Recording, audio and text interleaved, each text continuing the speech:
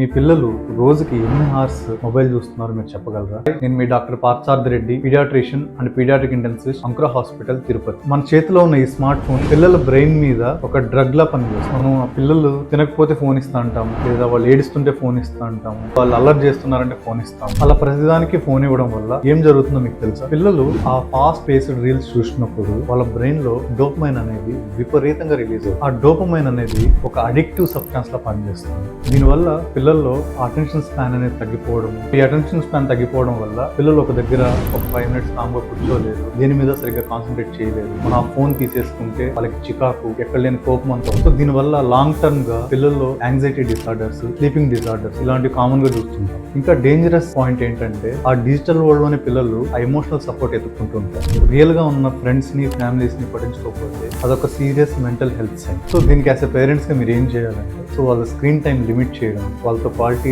Time spend చేయడం, వాళ్ళని బయట ఆడుకోనివ్వడం, వాళ్ళని రిక్రియేషన్ యాక్టివిటీస్, పార్క్స్ అలా తీసుకెళ్ళడం, ఇలా చేస్తుంటే వాళ్ళకి క్రమేణా ఆ మొబైల్ యూసేజ్ అనేది తగ్గిపోతుంది. స్క్రీన్ టైం రెడ్యూస్ చేయడానికి టిప్స్ కావాలంటే కింద స్క్రీన్ అని కమెంట్ చేయండి.